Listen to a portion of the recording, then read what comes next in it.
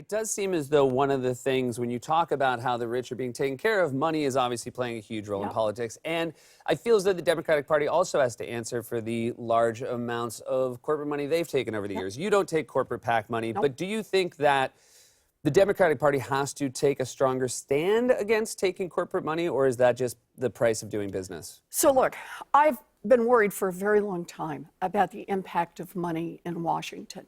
You know, money just doesn't talk in Washington. It shouts, it screams, it commands. But let's never lose sight of the fact that the Trump administration is the most corrupt administration in our lifetime. We can't forget it.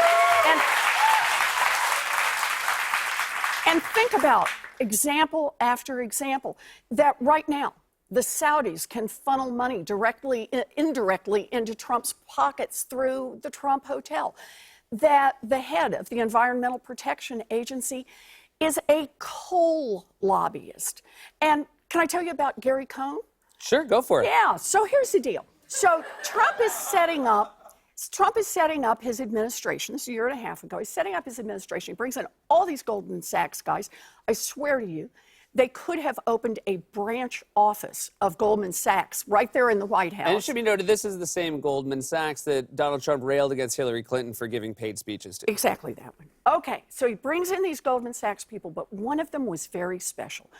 Gary Cohn was a major executive at Goldman Sachs, and he is going to be the special advisor to the president, economic advisor, to help get the tax laws changed. So Goldman Sachs gives Gary Cohn a little gift on the way out, $1/3 of $1 billion. I think of it as a sort of pre-bribe.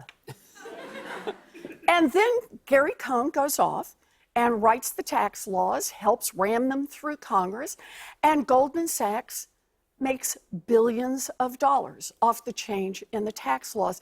Let's call this out for what it is: corruption, pure and simple. You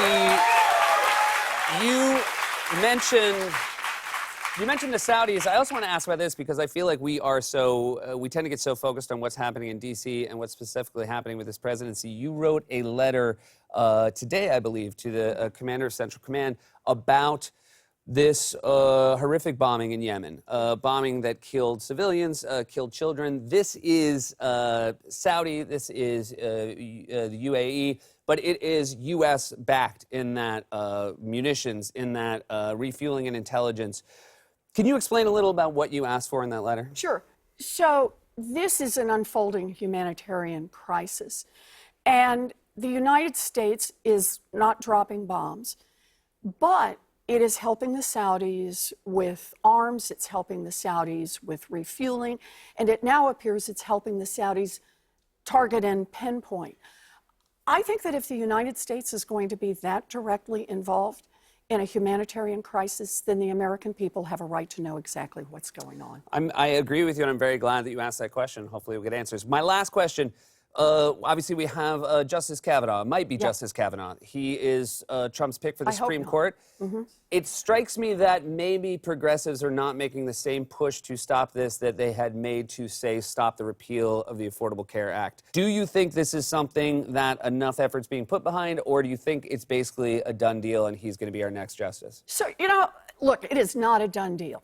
Donald Trump has made his nomination, and he picked somebody off a list that has been pre-screened by not one, but two right-wing extremist groups. I will say it's just refreshing that anyone screened someone that Donald Trump picked.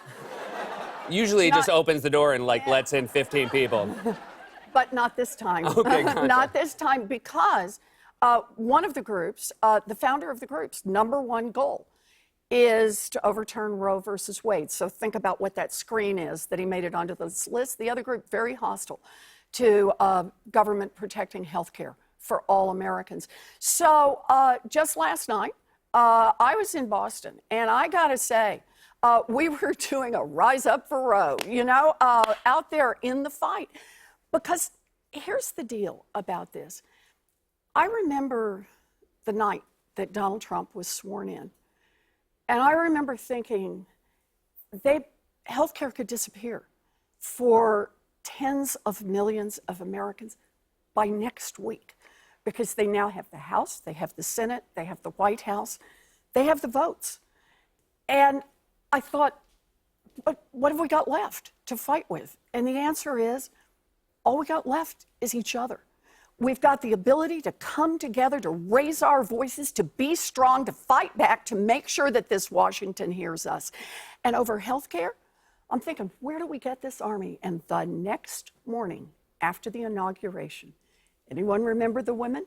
The largest protest rally in the history of the world. So, I get it. You bet. Here's what I see happening. Yeah, Donald Trump is on the attack and he's trying to roll back protection for women, Roe versus Wade, probably roll back a lot of other protections with Judge Kavanaugh's nomination. He would be the deciding vote on all of these critical issues.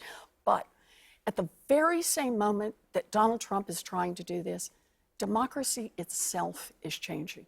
It changed with the Women's March. It changed when people went to the airports after Trump tried to put a Muslim ban in place. It changed when people went down to Washington. The mamas of babies with complex medical needs, people who use wheelchairs, who got right up in the face of Republican senators. It keeps changing as more people come off the sidelines.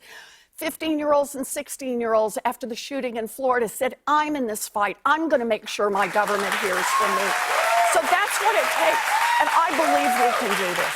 All right, well, have fun at work tomorrow. I hope you enjoy your return. Thank you so much for being back here. You It's always bet. a pleasure.